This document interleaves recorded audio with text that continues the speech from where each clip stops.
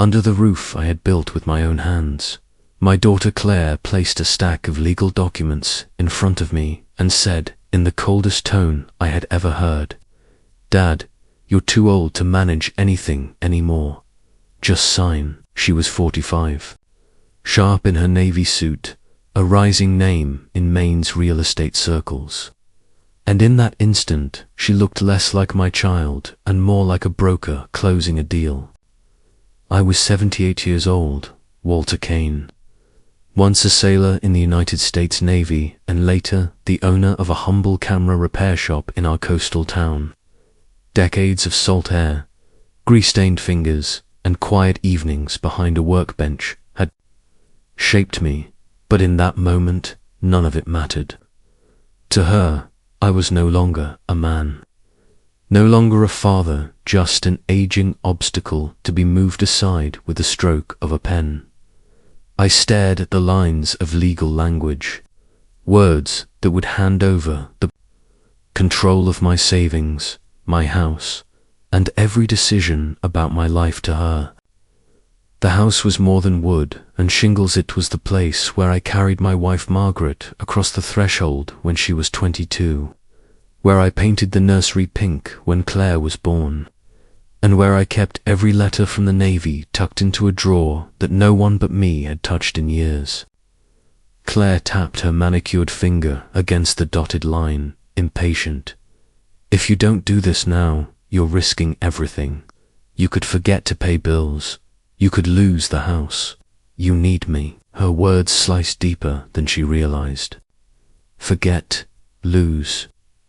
I had carried an M14 across the Pacific, stood in storms that shook destroyers like toys, kept my shop running through recessions, and never once failed to keep the lights on.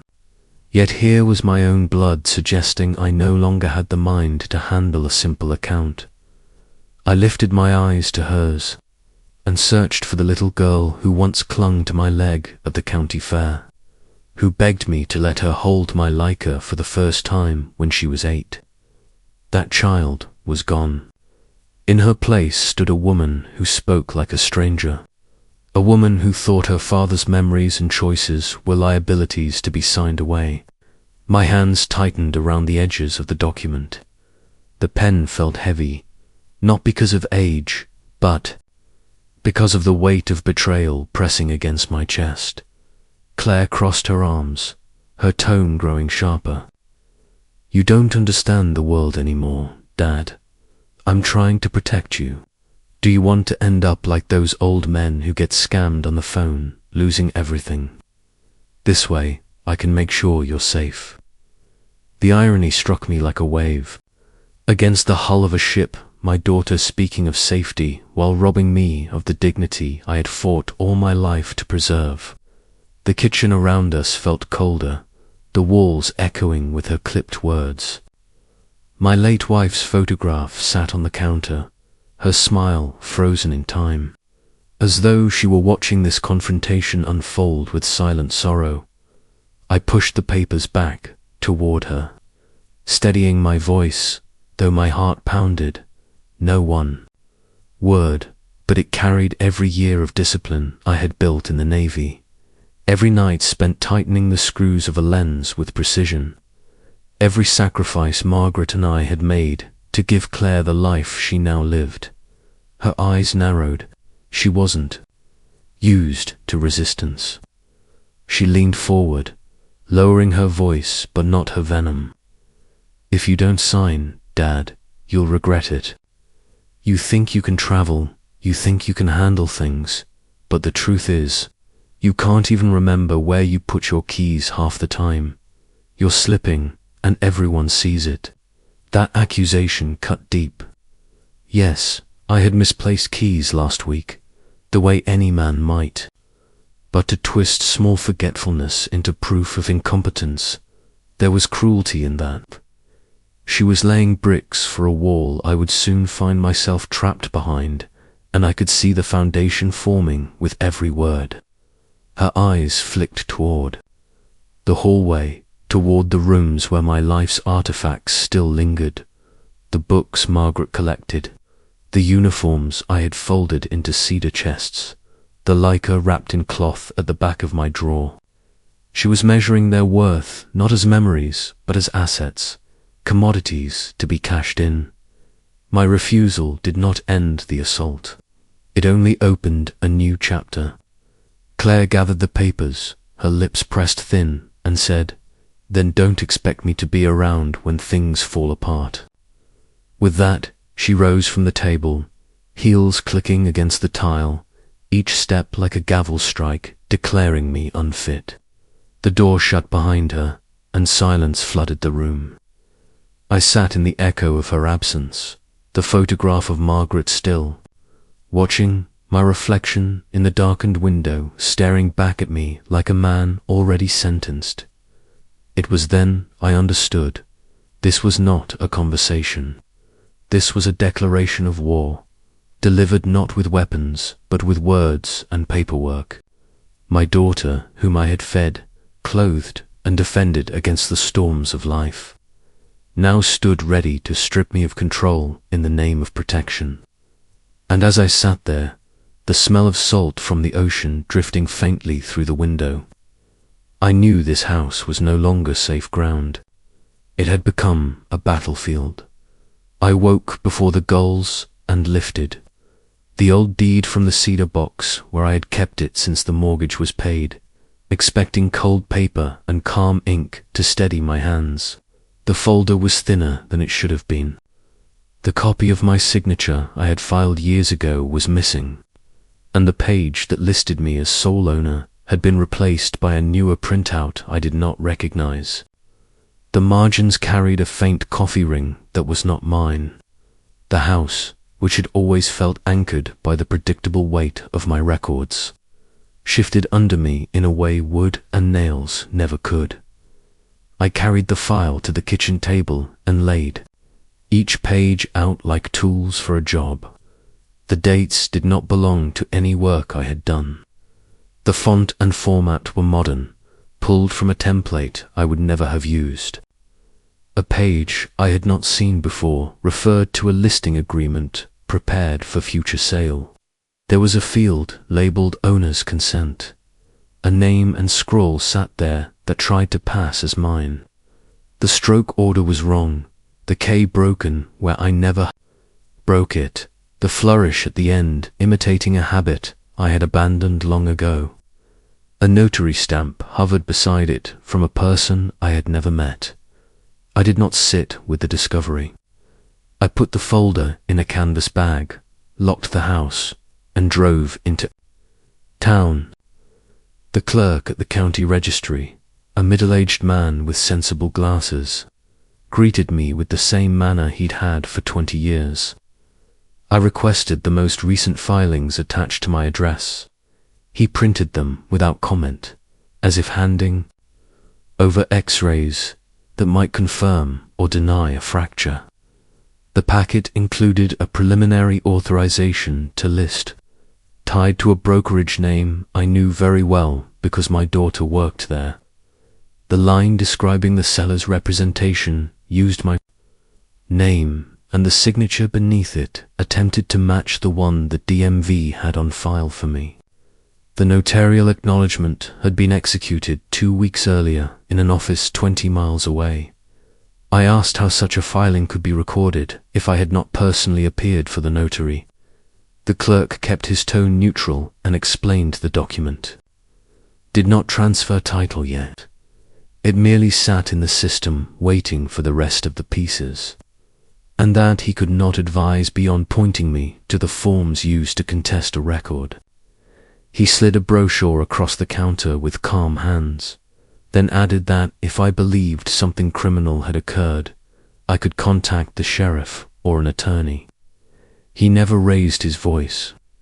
He was the first person that day who treated me like an adult. From the registry, I walked to Claire's office.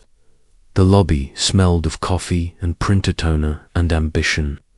Promotional boards leaned against the wall, waiting for their turn on front lawns.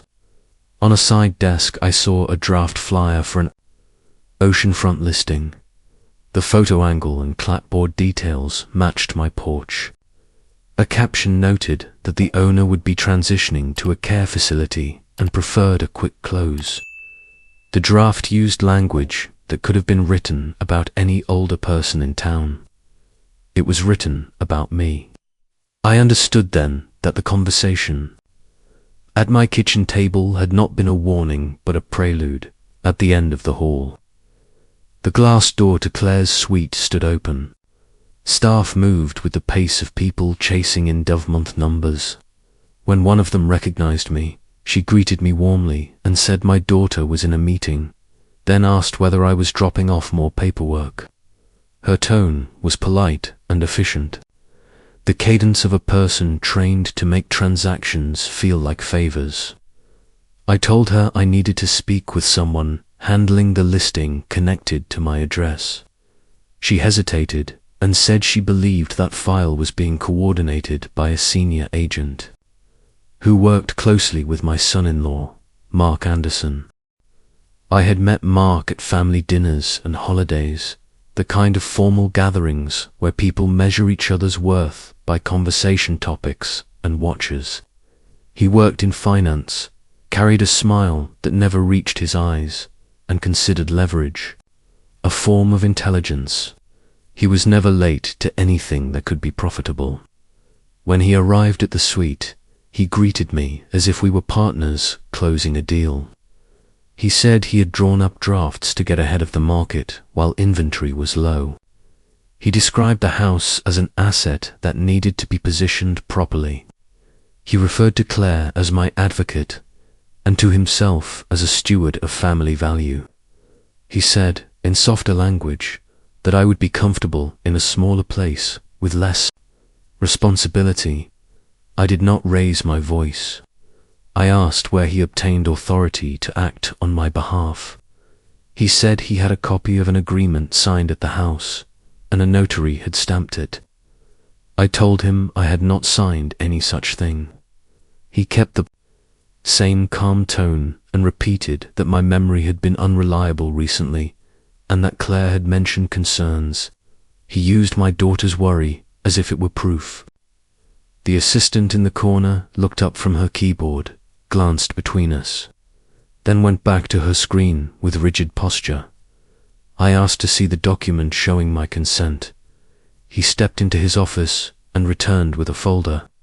The page he handed me bore a signature that tried to mimic the hand I had used to sign paychecks and insurance forms for decades.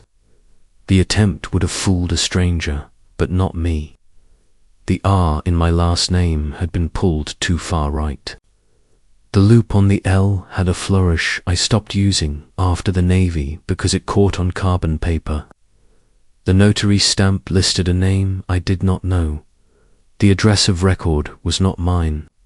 The date did not match any day I remembered being out of the house long enough to visit a notary. I placed the copy on the desk and said I would be challenging the filing.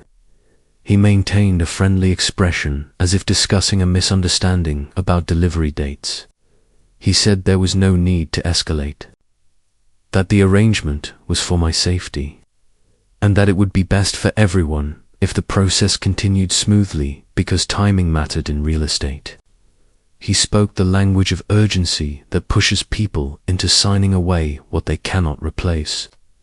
He mentioned that an open house had been penciled in for the following weekend to test interest. He added that offers from out-of-state buyers were strong and that I would be impressed by the numbers. I walked out with the photocopy and the brochure from the registry. On the sidewalk, the wind coming off the harbor carried the clean smell of salt and diesel. I folded the draft flyer and slid it into my shirt pocket the way I had once slid orders while standing on a deck.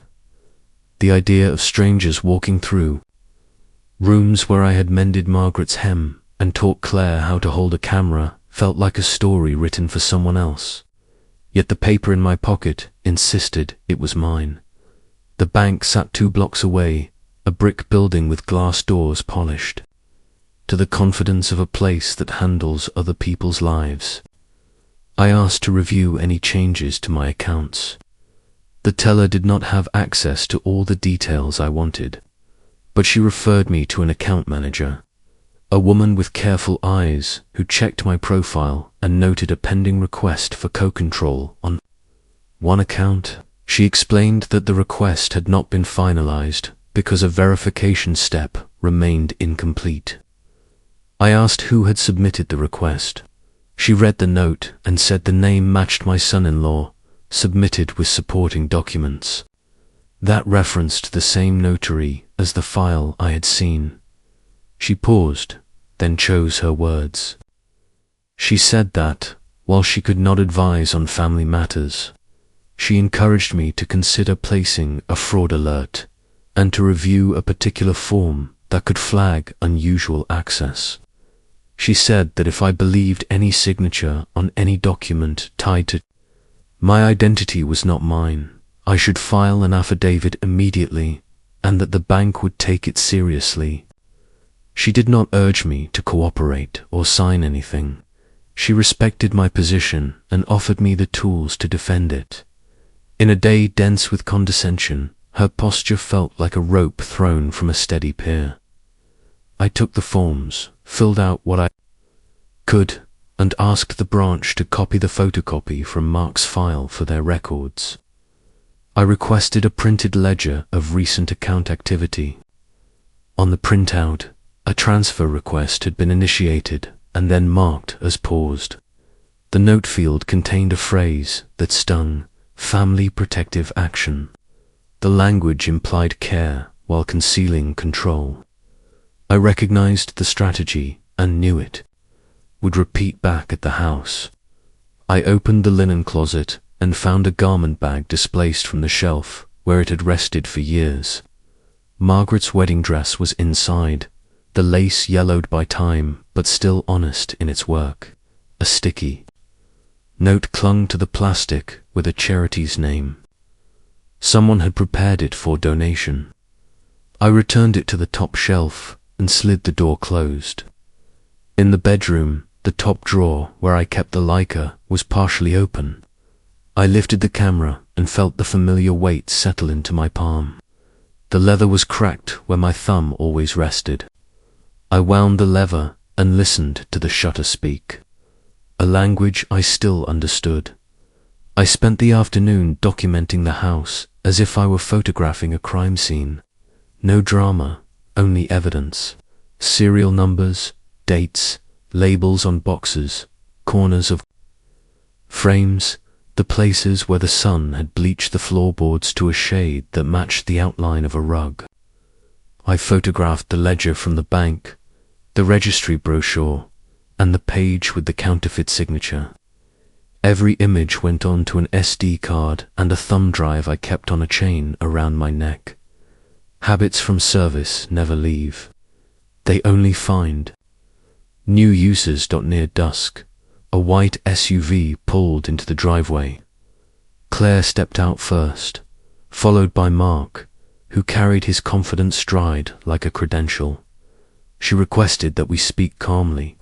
She said she had received a message that I had visited the registry and the bank and that I appeared agitated.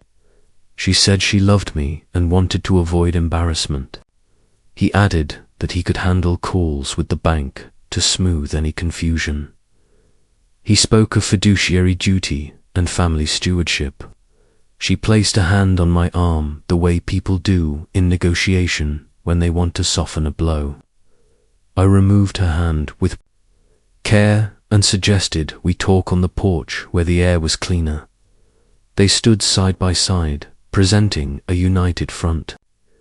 She said the listing paperwork was preliminary and that nothing would happen without my blessing.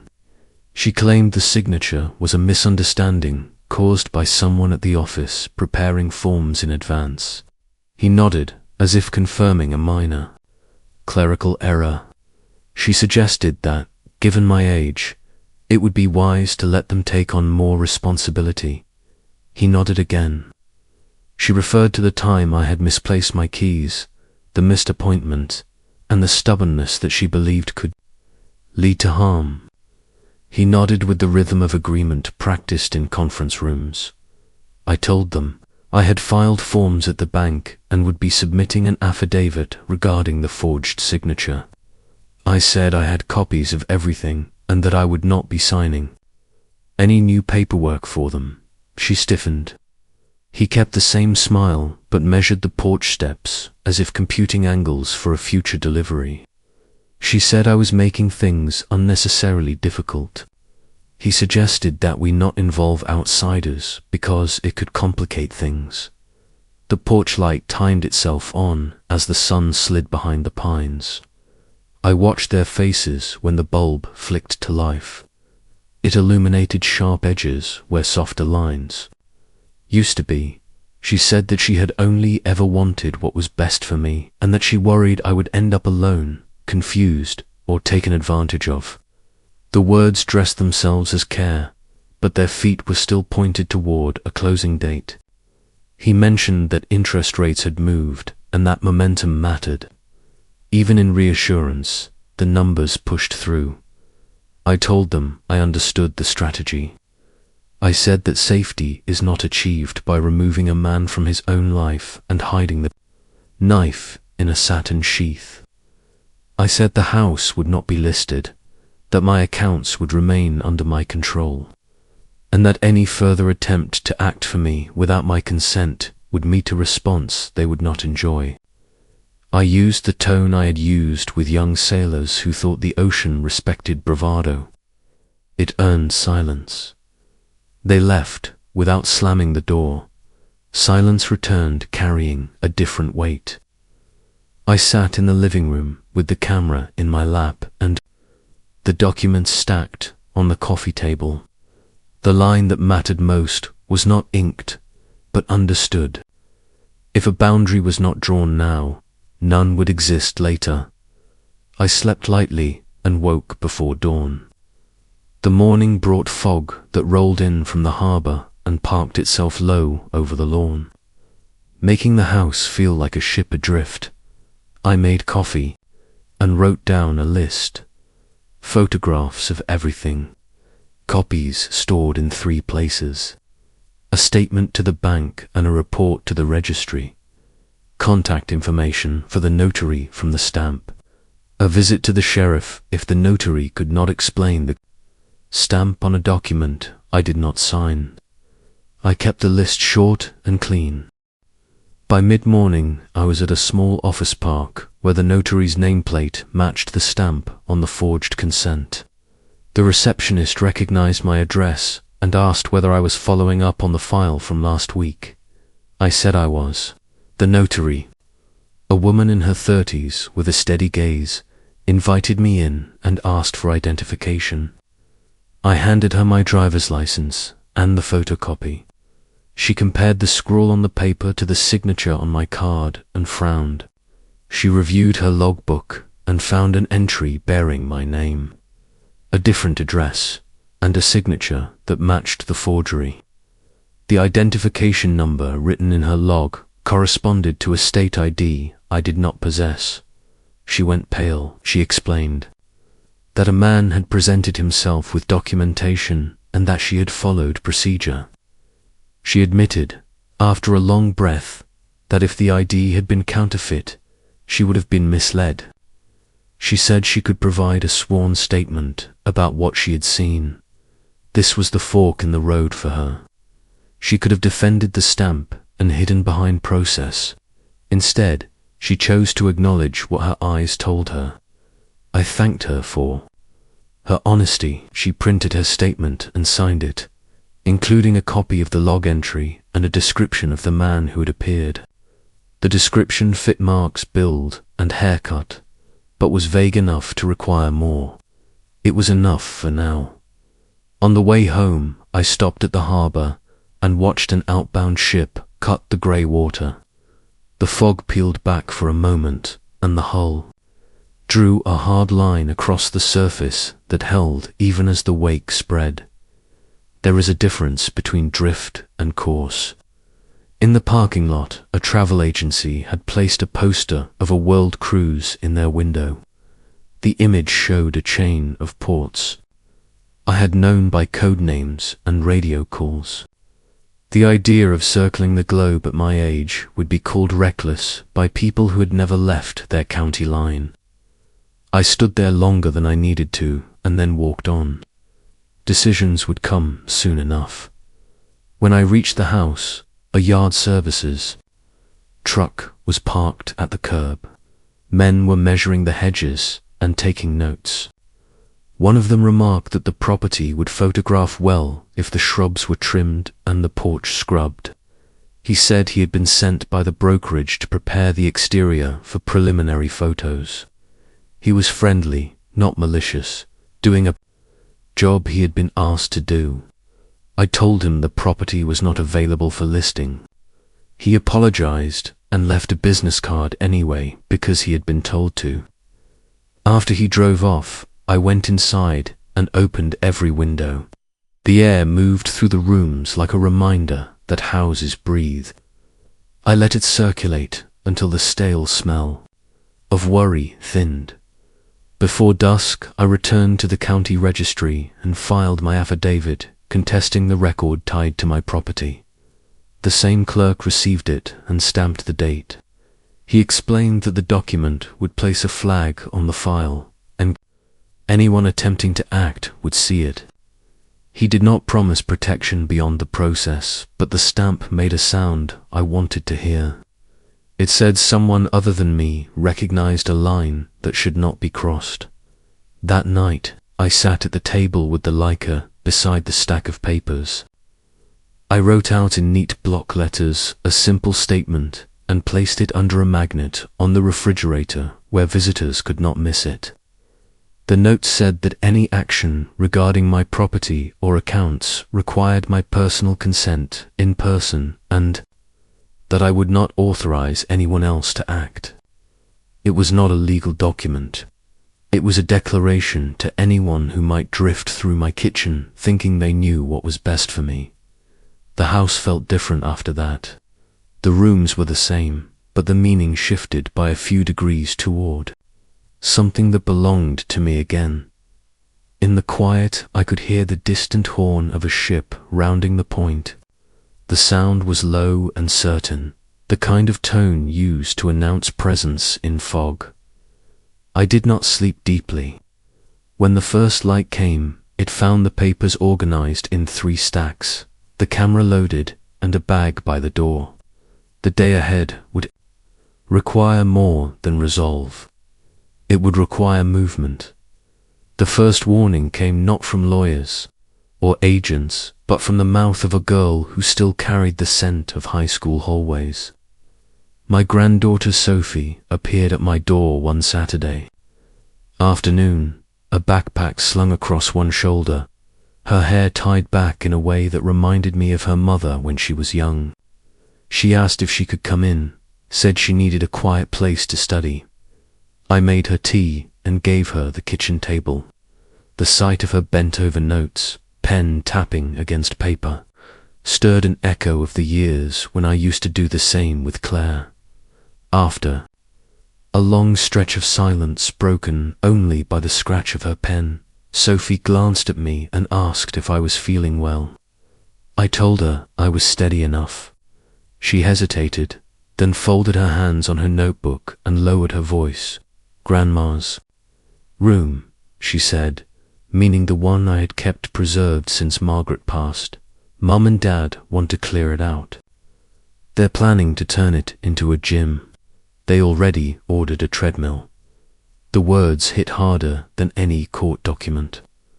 That room was not just drywall and carpet.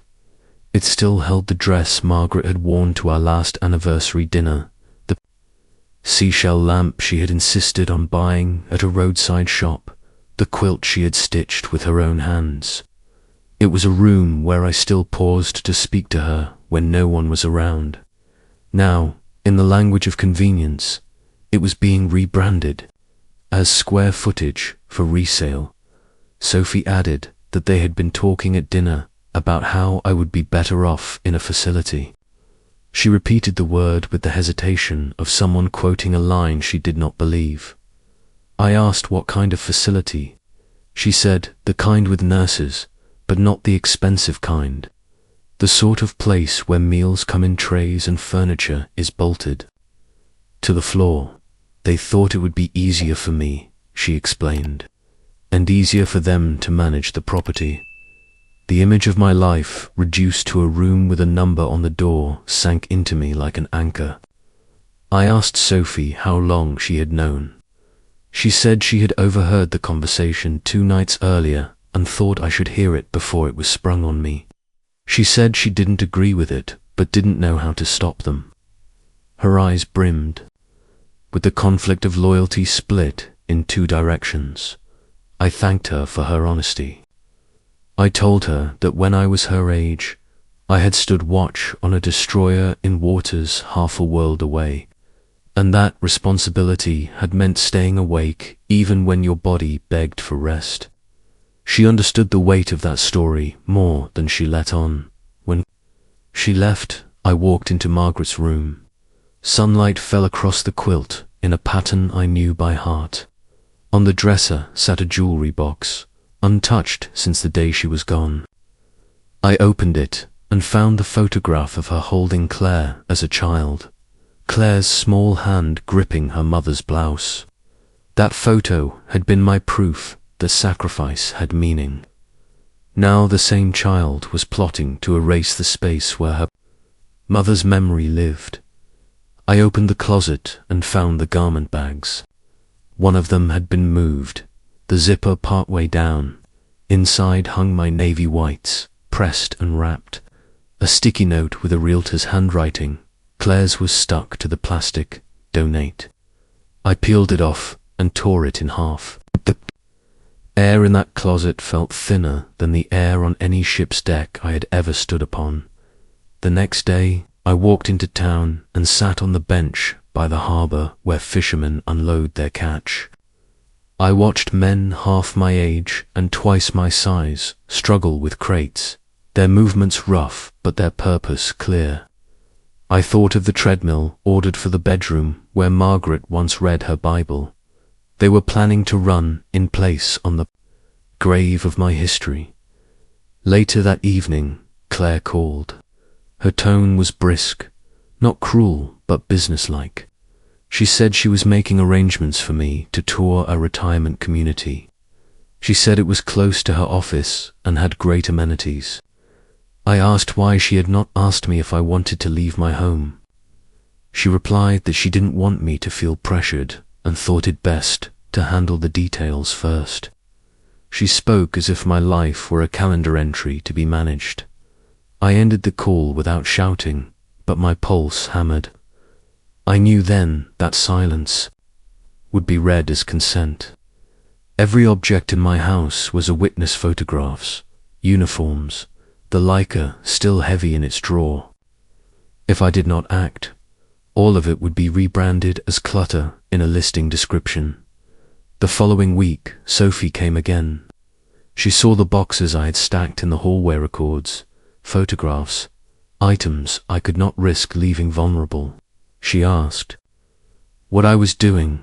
I told her I was documenting everything. She asked if I was angry. I said anger was too small a word.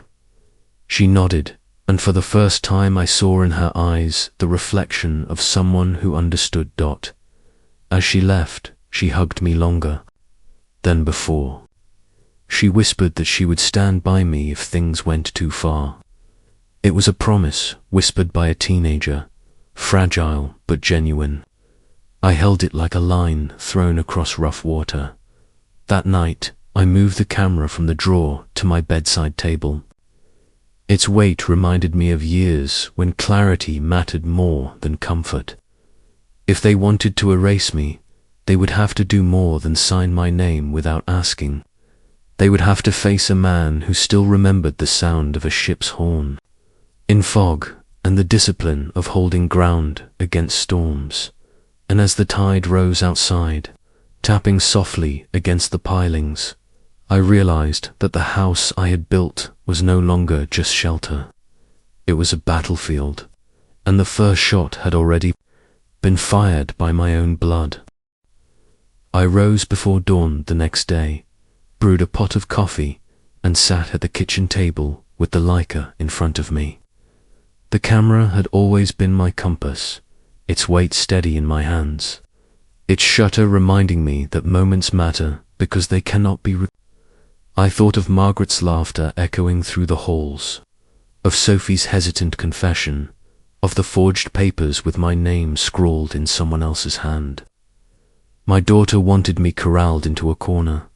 My son-in-law wanted to strip the walls bare and sell the boards for profit. They believed my life was winding down to the quiet of a facility where no one remembers your name. Instead, I would draw a new course.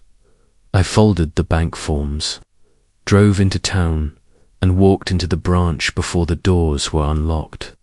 The manager, the same woman who had helped me before, let me in and sat me at her desk. I told her plainly, I wanted every cent withdrawn from my savings. She blinked, leaned back, and asked if I was certain. I said I had considered every word of it, that I trusted her to process it swiftly, and that I would not sign anything that gave another person the right to touch my accounts. She studied my face, searching for hesitation, then nodded. She arranged the transfer into a cashier's check, slid it across the desk, and asked if I needed an escort. I told her I had handled more dangerous assignments on darker seas. With that check in my pocket, I crossed the street to the travel agency. The window still displayed the World Cruise poster, the ship gliding past a chain of ports, its decks lit against an endless horizon.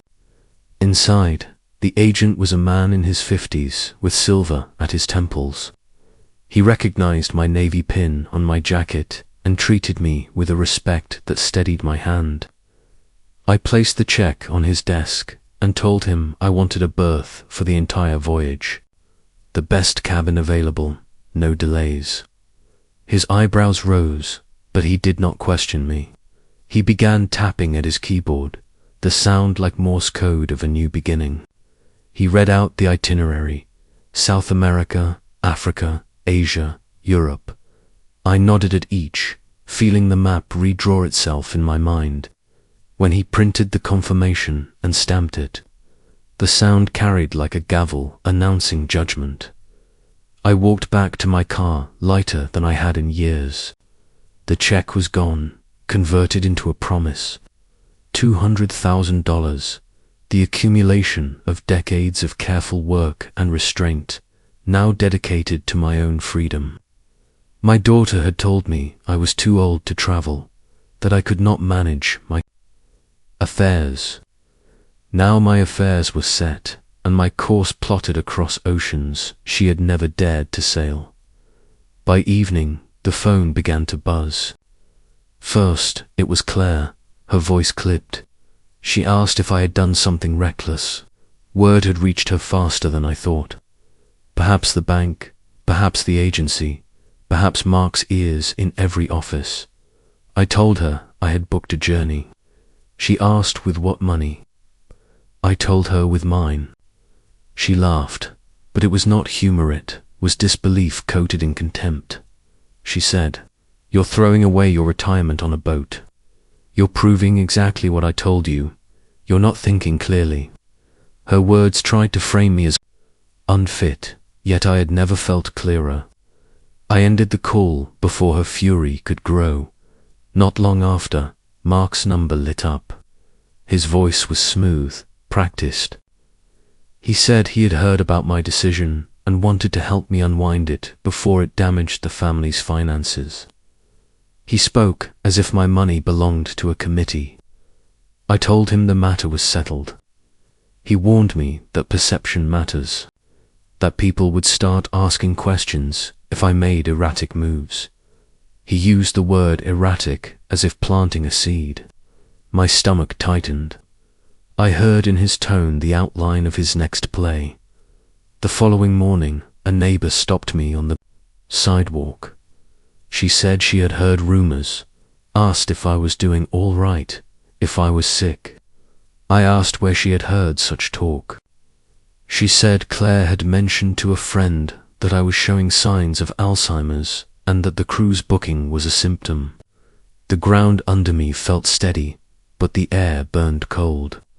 My own child had not only dismissed my judgment in private, but had carried the lie into the neighborhood, planting doubt about my mind like weeds in a garden.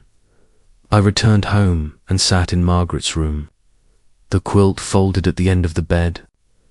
I stared at the photo of her holding Claire as a baby. If Margaret had lived to see this day, she would have defended me with a fury no one could match. Instead, the burden was mine alone. I realized then that this was more than a family argument. It was a campaign to declare me incompetent, to use whispers and paperwork to erase my will. I did not crumble. I wrote down every detail, every time and place I had been, every receipt from the bank and the agency, every signature with witnesses. I stored copies in multiple folders, one at home, one with the bank, and one with a safe deposit box I opened that afternoon. I would not be cornered by lies. If they wanted to paint me as diminished, I would answer with records sharper than any memory. That night, Sophie appeared again. She looked uneasy, shifting her weight at the door. She said her mother had been furious all evening, pacing the house, yelling that I had embarrassed her. She said Mark was on his phone with contacts, talking about options. I asked Sophie what she believed. She said she believed I knew exactly what I was doing. She hugged me again, and in that embrace I felt the truth. She was frightened for me, but proud as well. The days that followed grew louder. Claire drove to the house one afternoon, stormed into the kitchen, and demanded to know if the rumors were true. I showed her the cruise documents. She slapped them onto the table and said, "This is insane. Do you even know where you're going? Do you think you can handle ports, customs, medicine?" Her voice carried through the house. I did not shout back. I said only, "I know how to handle myself. I always have." She called me stubborn, irresponsible, delusional. She warned that if something went wrong, she would not be there to fix it. She said the word delusional with precision, the way a lawyer might slide a term into record. I heard the strategy behind her anger. When she left, I watched from the window as she spoke to a man in a dark sedan at the curb. He wore a suit, carried a briefcase, and looked like someone accustomed to depositions. She handed him a folder, and he nodded. My chest tightened. I knew then that her fury had moved beyond family. She was preparing to use the law. I spent that evening cleaning my uniforms, photographing the house again, and writing notes on each memory tied to each object. I was not only preparing for departure, I was building a record of existence. If they tried to argue that I was losing touch, the evidence of my order would stand against them. As the week closed, the phone rang again. This time it was Mark, his voice colder. He said he had spoken with professionals who could evaluate my capacity. He suggested it would be wise for me to submit to an assessment voluntarily. I recognized the trap. If I refused, they would claim I was hiding. If I agreed, they would manipulate the outcome. I told him plainly that I would not submit to any evaluation arranged by him or Claire. He chuckled and said, "You'll have no choice once the papers are filed." I ended the call and stood by the window, watching the tide roll in. The Leica rested in my palm. I pressed the shutter, capturing the silhouette of the pines against the fading light. The click echoed in the room, steady and final. I had charted my course, and no rumor or document would turn me back. I slept with my packed bag by the door. The world waited beyond the harbor. The storm within my family had only just begun, but I would not meet it as a man cornered.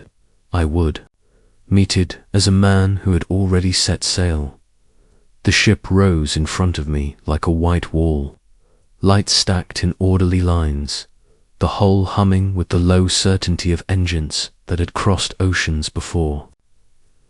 I boarded with one suitcase, a small duffel, and the Leica hanging from my shoulder under the jacket. The terminal smelled of disinfectant and coffee. Staff waved guests along with practiced smiles. My hands moved on instinct, documents ready. Passport open. Confirmation tucked in the inside pocket, because preparation is a language the world still understands from a man my age. In the cabin, I slid the camera into the safe along with copies of the bank forms and the cruise contract. Then stood at the window and watched gangways pull away from concrete. The horns sounded and carried through the glass, a deep note that told the harbor we were leaving and would not be asked to come back. On deck the air was colder than I expected, clean against the face. The horizon a thin, dark line. I walked the perimeter, counting steps, noting exits, tracing where the lifeboats hung. When I paused near the stern to watch the churned water flare white, then fold into grey, a woman stopped beside me and said my name without ceremony. She did not use a question. I turned and recognized Evelyn Carter at once, the friend who once sat at our table on quiet Sundays, who brought casseroles when Margaret came home from long appointments, who laughed with a particular softness she saved for our house. Time had changed her posture, but not her gaze. She introduced herself again as if to make it easier for me, and I remembered the way she used to touch Margaret's wrist in conversation as if steadying a compass. We fell into stride along the rail. She said she was traveling alone, that her sister had backed out at the last minute, that she had promised herself this voyage years ago and decided to go anyway. She asked how I had been, and I told her only that the house still stood and that I had decided to see the world in a circle. She nodded as if that answer contained more layers than I had spoken. We passed a couple taking self-portraits against the wake. Evelyn glanced at the Leica strap under my jacket and smiled with the recognition of someone who knew it by touch. She said Margaret would have insisted I photograph everything, even the parts most people ignore. Later that afternoon, she asked if I would join her for coffee in the lounge near the library. I did, and the chair creaked under my weight in a way that felt honest. She spoke carefully at first, remarking on the view, on the organization of the ship, on the kindness of the crew. Then her words shifted toward our shared past. She said she had kept a letter for years and had not known whether showing it to me would heal or wound. She said she had not wanted to disturb the memory of a woman we both loved in different ways. Her hands trembled when she reached into her bag, not from weakness, but from the gravity of what she carried.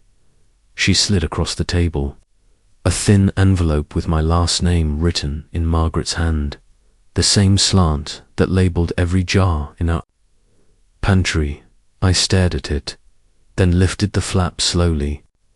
Inside was a single page, dated the spring before the final decline, written in the calm voice that had steadied our home. She had asked Evelyn to hold the letter and to give it to me only if it might help me understand choices she had made.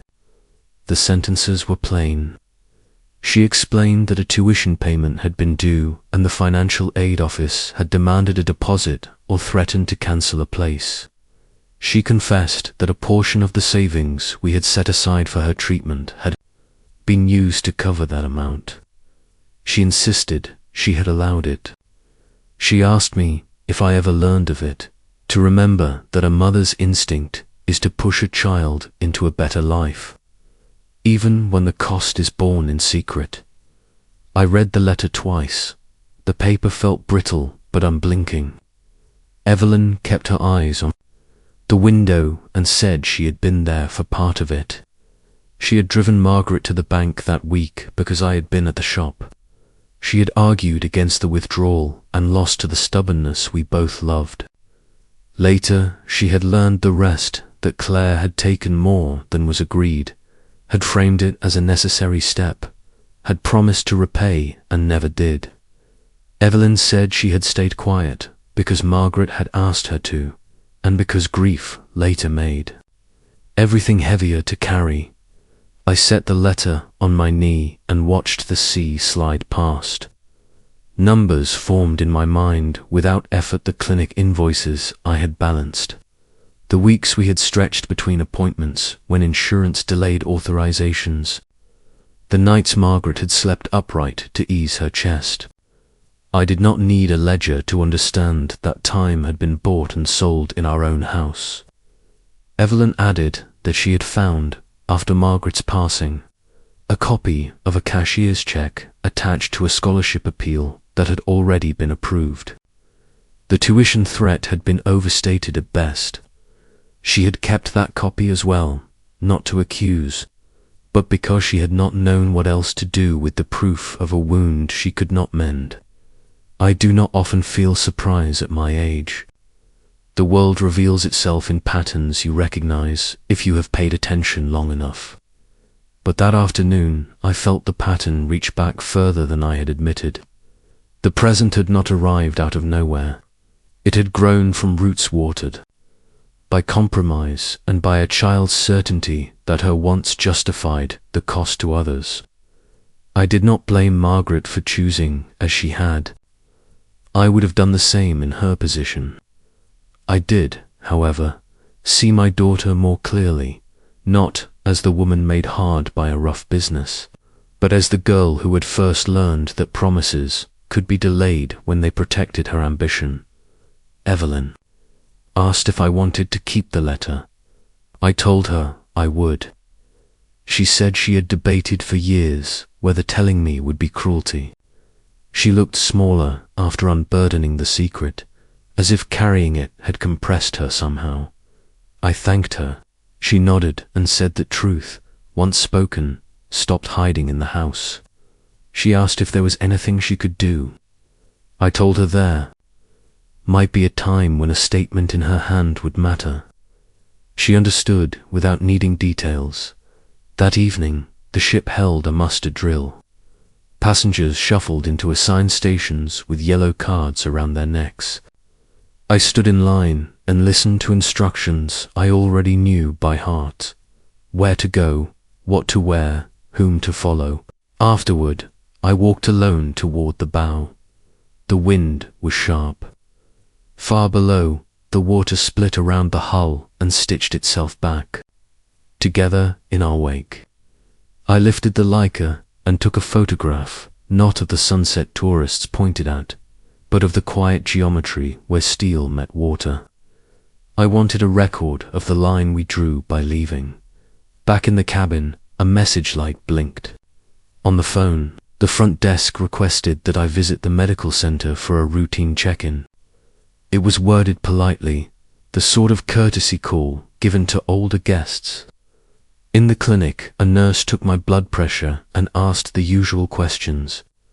The ship's doctor, a man with grey near his beard, reviewed my file and said the cruise line had received a call from an emergency contact who expressed concern about my cognition and capacity to travel unaccompanied. The doctor delivered the information with a professional calm that made it easier to breathe. He said the line required him to confirm I was oriented and fit. He asked me to recite the date, the captain's name, the port of departure, the route. Outlined on my ticket, I answered without strain. He ran through a short series of tasks I recognized from the kind of screenings that become common in later years. Name 3 objects. Recall them minutes later. Draw a clock face. Interpret a phrase that tries to trip people up. He signed the form and printed a copy for my records. He added that if anyone questioned my presence on board, the company would refer to his evaluation. I returned to the cabin and placed the doctor's note with the bank receipts, cruise contract, and Evelyn's letter. A file grows heavier with paper, but its weight gives a different kind of strength. The phone buzzed with a new message.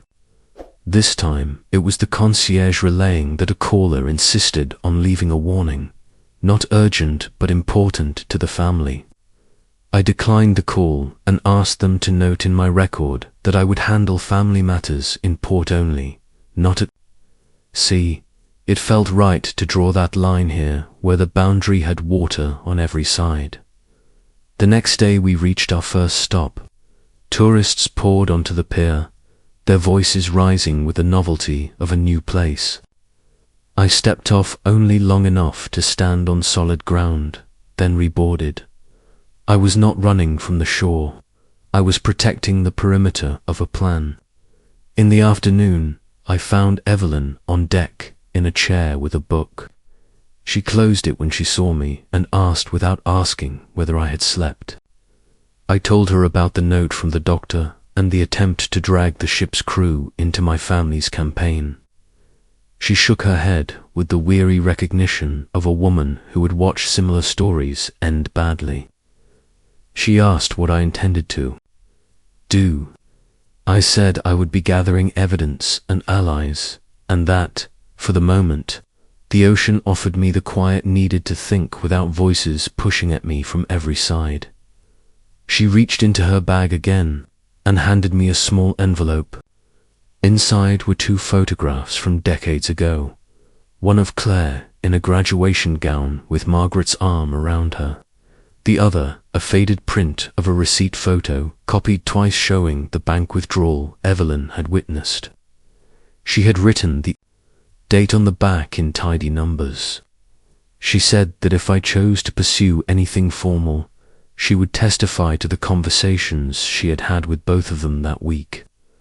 I placed the envelope with my documents and felt the file thicken with a kind of ballast. By the 3rd day, I fell into a rhythm. Early walk on the deck, breakfast alone at a corner table, time in the library reviewing notes, then a simple lunch and an afternoon spent watching the sea change color with the angle of the sun. In the evenings, I wrote in a small notebook dates and actions only, a captain's log for a domestic campaign. I logged the time of each call from shore, the substance of each message, the name of every staff member who spoke with me about it. I recorded what the doctor had said and the exact words of the clearance he provided. I added copies of everything to 2 separate USB drives, one in the safe and one taped under the cabin's writing desk with blue painter's tape I had brought for that purpose. The habit of redundancy had kept men alive on less forgiving vessels. News travels on ships the way wind sneaks down corridors. A woman at dinner mentioned hearing that a gentleman on board had booked his passage after a dispute with his family. Her tone carried curiosity rather than malice. I let it pass. The story would be told anyway. Better that it traveled without the poisoned garnish my daughter used on land. When I walked back to my cabin, I passed a bulletin about a lecture the next afternoon, photography at sea, the difficulties of salt and spray, the discipline of waiting for light. I signed my name to the attendance list, not as escape, but as reminder I was still the man who knew how to see. The lecture drew a small crowd. The presenter spoke about patience, about how the ocean trains the eye to expect repetition, but rewards attention with subtlety. He urged us to avoid chasing spectacles and to instead keep a record of small truths. I thought about how much of my life had been built on small truths. The way Margaret's hand warmed a cup before pouring tea, the way Claire's foot used to tap when she focused on homework, the way the Leica's shutter sounded marginally different on winter mornings. I took a seat all the way in the back and listened until he ended. When the last slide clicked away, I remained for a minute and then walked to the rail outside to test the light. The camera behaved like an old friend who had waited patiently for me to return. Late that night, another message slid under my door.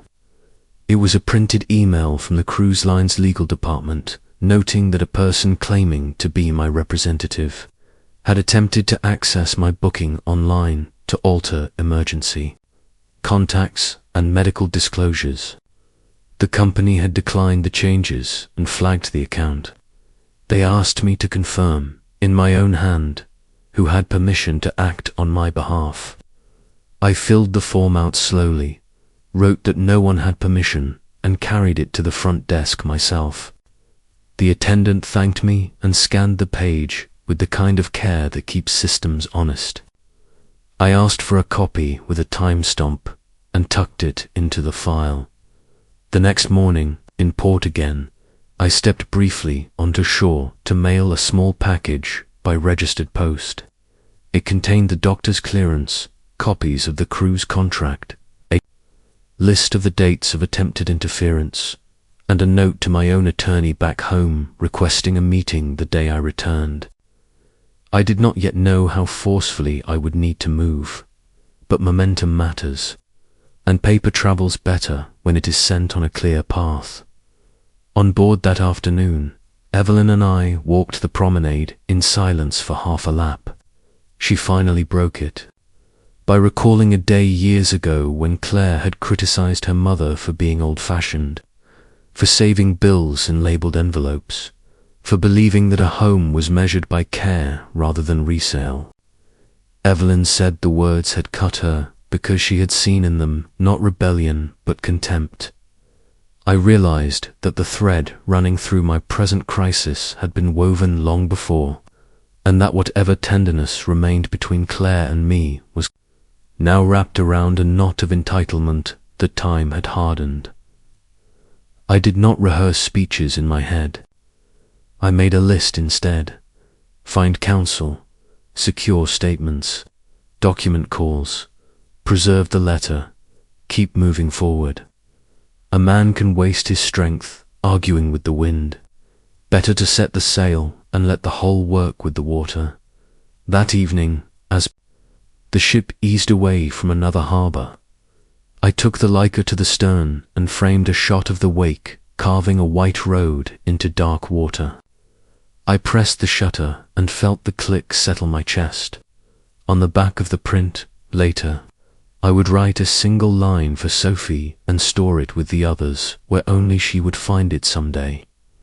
I would not try to win affection with objects or arguments. I would leave a record she could hold up to the light and see what her grandfather had chosen when pressed on every side, before turning in. I opened the safe and arranged the papers in a new order, the doctor's clearance on top, the cruise documents next, Evelyn's letter beneath, the bank records under all. I slid the ship's legal notice alongside them and closed the door. Then I sat on the edge of the bed and listened to the engine's steady thrum through the walls. The sound was not a lullaby, it was a pulse. Somewhere behind me, land was busy with voices saying I was unfit to decide the route of my own life. Out here, the only witness that mattered was the horizon, and it kept its counsel. I slept without dreams and woke before dawn. The window held, a sky just beginning to colour. I poured a cup of coffee from the small pot, set the Leica on the table, and opened my notebook. The entry for the day was short: maintain course, gather proof, trust the water. The ship turned slightly as it cleared a channel, and the floor under my feet tilted a degree before settling. I braced, not because I feared the angle, but because I knew what it meant. The voyage had only begun. The fight had not paused simply because I had stepped onto a deck, but I had put distance between their reach and my will, and I had in my possession the one thing they could not produce: truth written in a hand that could not be forged. The ocean had become my metronome. Each morning I woke to the steady thrum. Beneath the floor, a sound older than the ship itself, reminding me that forward motion was the only truth that mattered. By then, I had filled half a notebook with dates, details, and fragments of conversations. The folder in my safe grew thicker, and I had learned that a man who writes everything down can keep his memory sharper than those who assume it has faded. One afternoon, while the ship rested in port, I walked down to the cafe tucked beside the atrium. I expected a quiet coffee. Instead, I found an old face waiting at a table with his jacket draped neatly over the chair.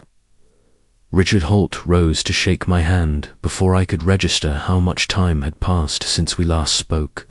He had been my attorney back when the shop was still running, the one who handled contracts and tax filings, who never spoke in riddles when plain words would suffice. His hair was thinner, but his handshake was steady. "I heard from the firm," he said. "Your daughter tried to access a power of attorney form with my name on it. She wanted me to act as your counsel. I refused. Then I heard rumors about guardianship filings. I decided it was time to see you in person." I thanked him. He lowered his voice. "Walter, they're moving fast. The petition will argue diminished capacity. They'll present documents probably. Dr. Dan witnesses willing to say you've been confused." He paused. "You're going to need more than pride. You'll need records, affidavits, and people willing to stand beside you." I told him I had begun. I listed the medical, clearance from the ship's doctor, the notices from the cruise line, Evelyn's letter, the bank receipts, the notes in my log. His face remained calm, but his eyes sharpened with approval. "Good," he said, "but we'll need corroboration. I'll file a preservation request before they can shred anything, and I'll need your authorization in writing today." We drafted the document on the spot. He slid the papers across, and I signed each line carefully, the letters deliberate, as though I were etching them in steel. That evening, as I walked the upper deck, another voice joined me at the rail. Daniel Reyes introduced himself without hesitation, his shoulders broad under a worn windbreaker. He had the bearing of someone who had once saluted without being asked, the stance that comes only from years of drilling discipline into the bones. He said he had overheard part of my conversation with Richard in the lounge earlier. Normally, I would bristle at eavesdropping, but something in his tone suggested solidarity rather than intrusion. He told me he had served in the Marines years ago and had since taken to long voyages as a way to keep distance from a country that treated veterans like disposable parts once their usefulness was done. He had noticed my careful scanning of exits, my precise routine, the way I logged details. He asked, not unkindly, what battle I was preparing for. I told him, in outline only, that my family sought to paint me as incompetent, that I was fighting, not only for assets, but for the right to steer my own life. He nodded as though I were describing a tactical maneuver rather than a domestic betrayal. "Then you'll need a witness who can testify to your clarity," he said. "I've seen you every morning out here. You walk, you count, you observe. No one drifting into senility behaves with that kind of structure." We shook hands. I felt in him the kind of ally who doesn't need constant explanation, who understands that sometimes proof is not numbers on paper, but the daily precision of one's habits. The days that followed blurred into a rhythm of preparation. Richard and I met in the ship's small conference room, drafting responses and strategies. Daniel joined our walks, asking questions designed less to pry and more to record. Evelyn added her testimony to the growing file, speaking clearly about Margaret's choices, about Claire's withdrawals, about dates and amounts she could still recite, but opposition travels faster than truth. One morning the concierge slipped me an envelope forwarded from shore. Inside were copies of medical records, claiming I had been evaluated for dementia 2 months prior. The signature at the bottom belonged to a doctor I had never met. The form carried my name, my address, even the last 4 digits of my social security number, a forgery, but a convincing one. Richard studied it for 10 minutes, then photographed each page. "They'll use this in court," he said. "But the inconsistencies, we'll bury them once we put it under a microscope." Still, seeing my life rewritten in ink chilled me more than the ocean wind ever could. A piece of paper with my name could make strangers believe. I was no longer myself. That night I took my Leica to the bow and framed a long exposure of the horizon. Under stars, the light gathered slowly, the streaks of water bending into silver lines. As the shutter clicked, I thought about permanence, the kind that can't be forged, the kind that proves a steady hand and a deliberate eye. The following day brought a more personal blow. In port, Richard received an email from a colleague. Back in Maine, attached was a scan of a signed affidavit.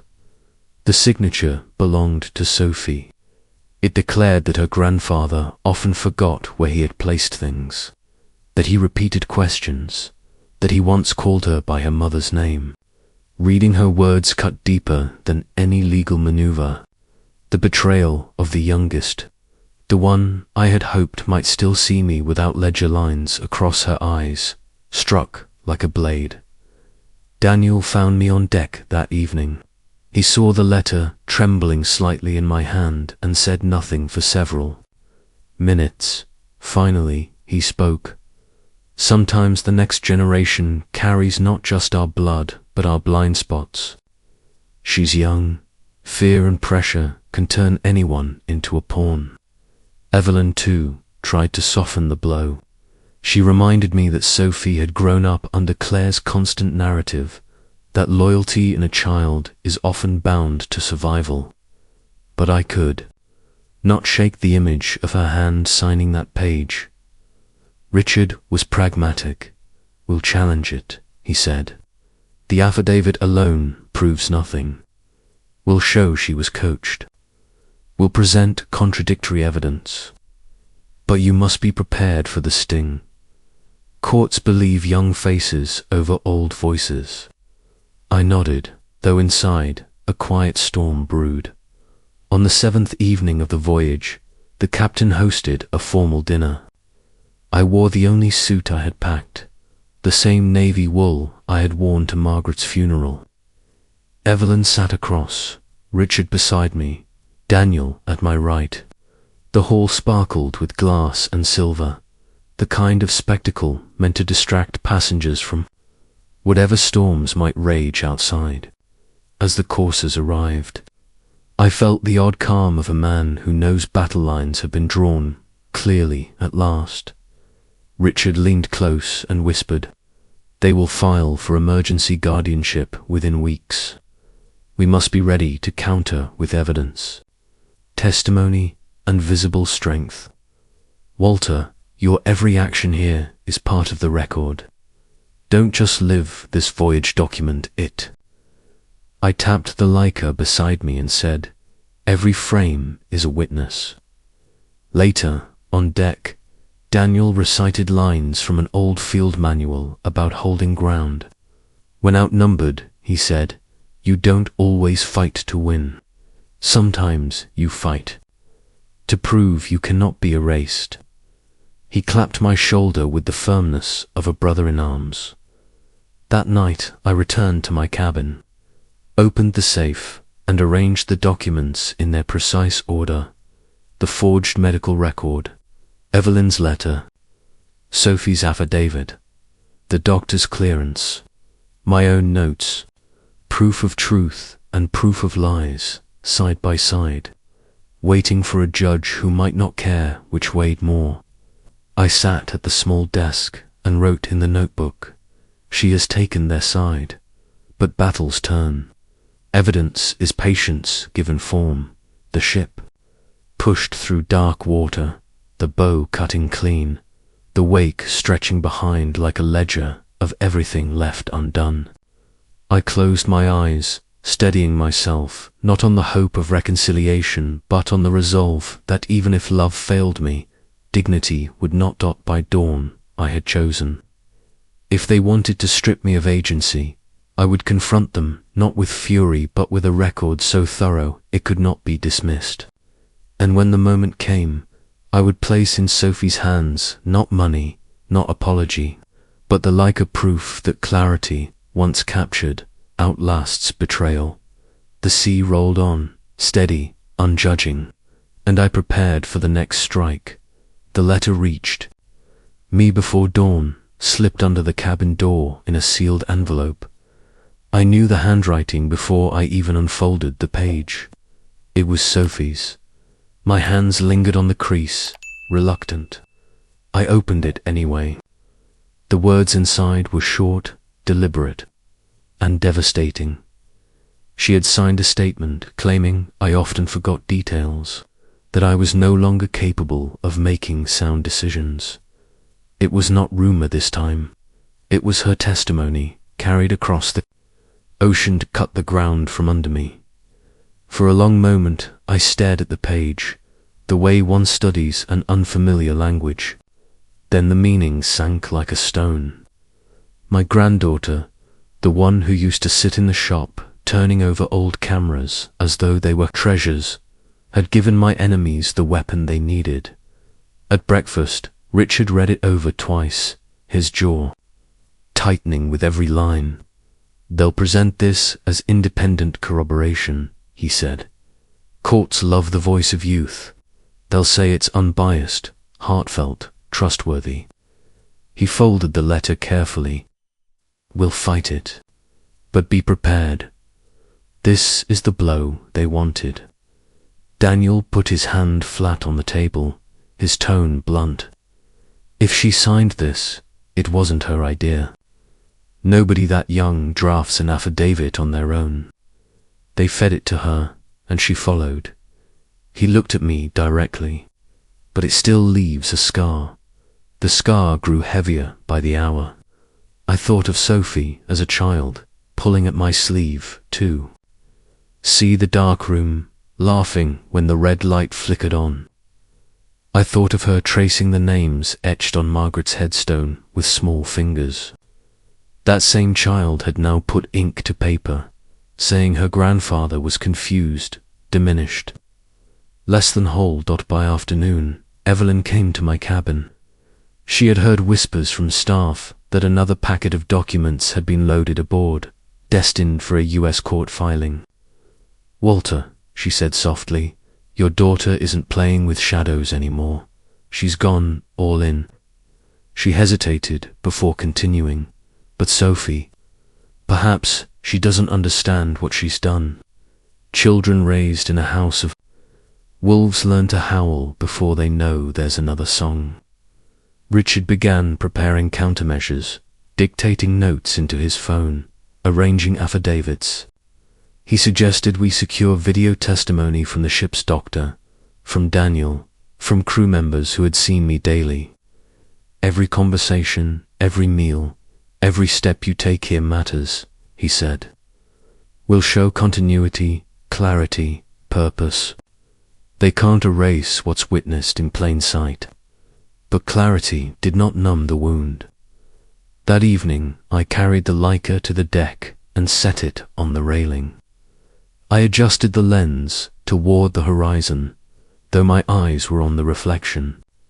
In the glass, I wondered what Sophie would see if she looked through it now. Would she capture her grandfather steady, or would she believe the image of frailty painted for her? Daniel joined me without speaking.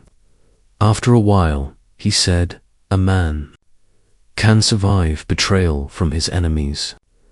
It's betrayal from his own blood that tests the steel."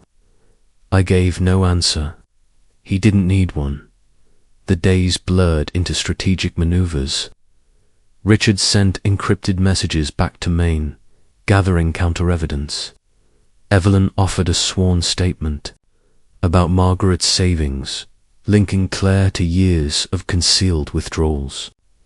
Daniel began drafting his own testimony, outlining my discipline, the routines he had watched daily.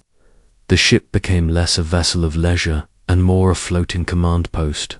Then, late one night, Richard placed a new file in front of me. It contained a set of emails between Mark and a private investigator. The messages described collecting footage of me on the ship, spliced to suggest confusion or forgetfulness. "They'll cut seconds from longer conversations," Richard said. "They'll make hesitation look like incompetence. If they succeed, perception will outweigh fact." The trap was clear, and Sophie's affidavit would give it the face of innocence. I could not sleep. At dawn, I walked the empty deck until the light spread across the water. My mind replayed every word Sophie had ever spoken to me, searching for some sign, some clue that she would one day raise her hand against me. I found none, which meant this was not born of malice, but of pressure. That knowledge brought no comfort. At lunch, Evelyn leaned close and whispered, "Walter, you must decide how to fight. With anger, you'll confirm their story. With silence, you'll vanish from the record. But with precision, with proof, you can cut through their fabrications." Her words echoed an old lesson from the service. Rage clouds, aim. I steadied myself. That evening, I gathered my allies in a small conference room near the library. Richard laid out documents. Daniel reported on crew willing to speak. Evelyn read her testimony aloud. And I, with the Leica in hand, said only this: "They want to make me invisible. Then we will make me undeniable." Still, the ache remained. Sophie's name was inked beside sentences that denied my very self. Betrayal and loyalty had never seemed so tangled in my cabin before sleep. I wrote one final note in the logbook. The next battle is not against strangers. It is against the silence that allows lies to stand. And even if my granddaughter cannot see it now, the record will outlast the shadows she signed into existence. The ocean outside surged steady, relentless. So would I. The first sight of the courthouse in Boston, cut deeper than any blade. Grey stone, tall windows, flags snapping in the wind. It looked less like a place of justice and more like an execution stage. I stepped through its doors, not as a man defending his rights, but as someone being measured for disposal. They had painted me as frail, unfit, confused, and Sophie's affidavit had given their lies a cruel kind of shine. Inside, the air buzzed with whispers. Mark stood at Claire's side, his tie sharp, his eyes colder than the marble columns surrounding us. He carried himself like the victor before the battle had even begun. Claire avoided my gaze. She clutched her folder as though the truth inside might burn her palms. Sophie sat one row behind them, head down, her shoulders stiff with the weight of what she'd signed. Richard guided me to our table, his voice steady, though I could feel the storm under it. "Remember," he said, "speak plain. Let them see the man, not the paper they wrote about you." Daniel clasped my arm firmly, a soldier's grip, unspoken assurance. Evelyn sat quietly in the back row, eyes fixed on Claire. The session opened, with the prosecutor reciting accusations like scripture. "Mr. Kane suffers from cognitive decline, impairing his ability to make financial or personal decisions. Testimonies will show frequent forgetfulness, lapses in judgment, and irrational spending." His gaze cut toward me. "A $200,000 cruise, for example, demonstrates recklessness consistent with diminished capacity. Laughter rippled faintly from the gallery. They weren't laughing at the cruise. They were laughing at me. Mark took the stand. First, voice smooth, practiced. He told stories of me repeating questions, misplacing items, confusing names. Each tale carefully chosen, moments of ordinary age twisted into evidence of collapse. Claire followed, her words dripping with sorrow, painting herself as the dutiful daughter forced to protect her father from himself. Then came Sophie. She walked, stiffly, her hand trembling as she placed it on the oath. When she began to speak, her voice cracked. She repeated the lines she had signed, that I often forgot promises, that I confused days, that I once called her by her mother's name. Each word hit like hammer blows. I watched her, unable to look away. She couldn't raise her eyes from the floor. Richard stood, his face unreadable. "No questions for this witness," he said quietly. My stomach twisted, but he met my gaze briefly. Patience. He had a card yet unpelled. Our turn came. Richard called Daniel, who spoke bluntly of my sharpness, of chess games we played that stretched for hours, of drills on deck that proved my body and mind held steady. Crew members testified of my daily routines, precise and unwavering. Evelyn, voice heavy with memory, described Claire siphoning money from Margaret's treatment fund years ago, revealing betrayal that reached back through time. The gallery stirred at that, whispers rising like smoke. Finally, Richard rose, with a file in hand. "We present evidence obtained from private communications between Mr. Anderson and an investigator. These messages detail explicit instructions to fabricate video clips portraying Mr. Kane as disoriented. They discuss editing pauses, splicing conversations, and manufacturing the appearance of decline." Gasps erupted. Mark's composure cracked. For the first time, the judge's gavel struck for silence. Richard pressed on, reading aloud the damning lines. "Cut where he hesitates. Remove context. Make him look lost." The walls of their case began to tremble. Claire shifted in her seat, pale. Mark whispered sharply to her, but she didn't respond. Richard turned last to me. "Would you care to address the court, Mr. Kane?" I stood slowly, my voice carried not through volume, but through weight. "They want to erase me while I still breathe. They want to sell the walls that hold my memories, to turn my service, my labor, my sacrifices into a ledger they can balance. My daughter says I am too old to choose my own road, so I chose a road she cannot control. I am not confused. I am not diminished. I am still the man who carried his family when no one else could." Silence filled the chamber. Sophie's shoulders shook. She lifted her head at last, tears streaking her face. Then, in a trembling voice, she spoke from her seat without being asked. "It's true, they pushed me to sign it. Dad wrote it. Mum made me repeat it until it sounded real. I didn't want to," her words broke. "I thought I was protecting him, but I was protecting them." The judge ordered calm, but the tide had already turned. Mark lunged half out of his chair, rage twisting his features, while Claire looked as though the floor beneath her had vanished. The gallery erupted with murmurs. Richard closed his file with quiet finality.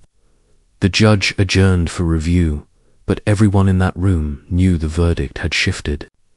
The fortress they had built of lies now stood cracked, trembling, ready to collapse. When we stepped outside, the air felt different.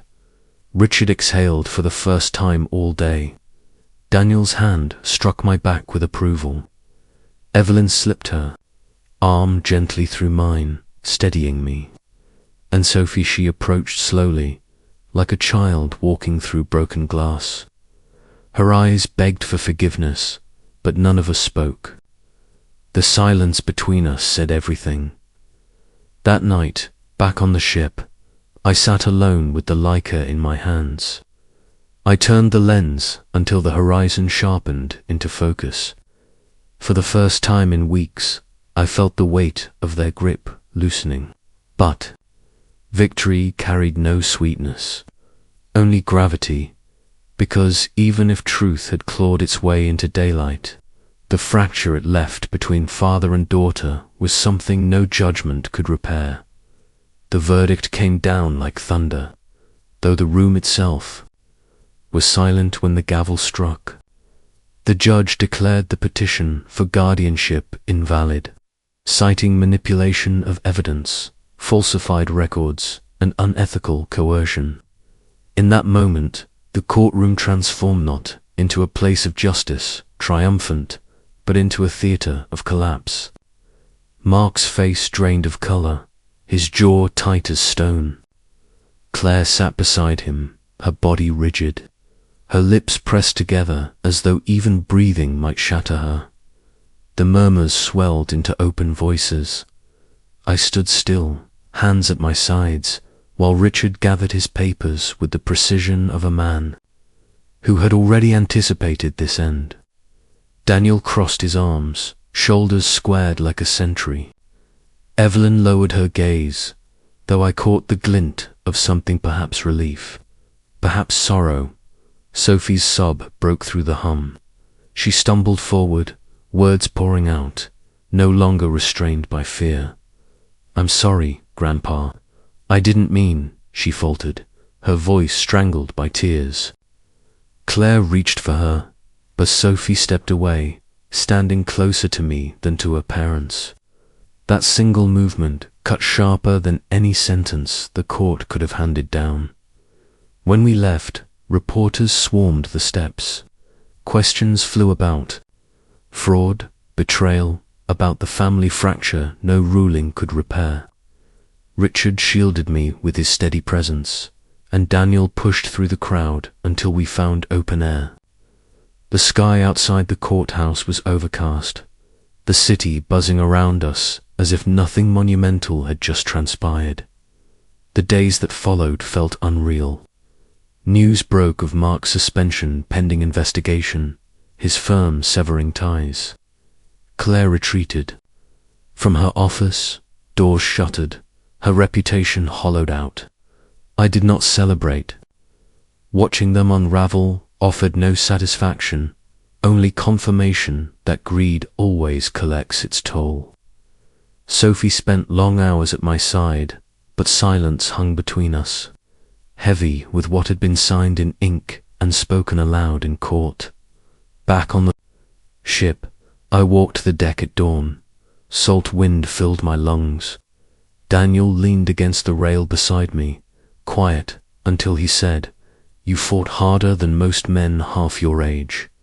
I didn't answer. It wasn't strength that carried me here. It was necessity, the kind no one asks for. Evelyn joined later, placing a hand lightly on my shoulder. Her presence reminded me of Margaret, of the years lost and the sacrifices forgotten by those who should have remembered. One evening, Sophie appeared in my cabin. She looked at the Leica resting on the table, then at me. "I don't deserve it," she whispered. Her words trembled, yet there was no defiance in them, only guilt. I studied her carefully before placing the camera in her hands. "It's not about deserving," I said. "It's about carrying forward what should never be lost." She cradled it like something fragile, her tears falling freely. That was the only moment of repair we managed.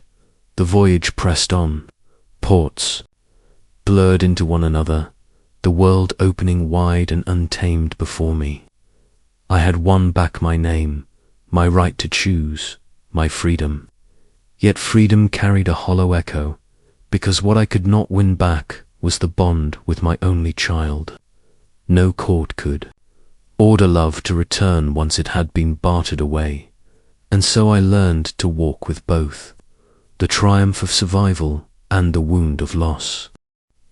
Now, at the end of this journey, I can look back with clarity. I fought not only against those who tried to erase me, but against the creeping belief that old age equals silence, that the years strip a person of the right to decide their own fate. They tried to convince me I was already gone, that memory, dignity, and choice belonged to the young. But I discovered something harsher and truer. Sometimes the deepest betrayal doesn't come from strangers, but from the very ones you sacrificed for. And when that betrayal arrives, the choice is simple: accept erasure or resist with everything left in you. I chose to resist, and I stand here still. The lesson is not gentle. Family can wound in ways enemies never could. Love does not guarantee loyalty, and blood ties do not shield you from greed. For those who have given everything only to be pushed aside, understand this: survival does not require their approval. Dignity does not require their recognition. Sometimes the only justice you'll receive is the one you carve out yourself, even if it leaves scars deeper than victory. To anyone listening who has felt the sting of being dismissed, diminished, or forgotten by their own blood, remember that silence is what feeds them. Refuse it. Stand, even if your knees shake. Fight, even if your voice cracks. Because the alternative is to let them write your ending before you've lived it. And if you take nothing else from my story, take this: your worth is not measured by who chooses to see it, but by your refusal to let anyone strip it away. I've carried my war, and I've carried my peace. Now I leave the rest to you. If my journey has spoken to you, stay with me for what comes next. There are more battles, more reckonings, more truths that must be told.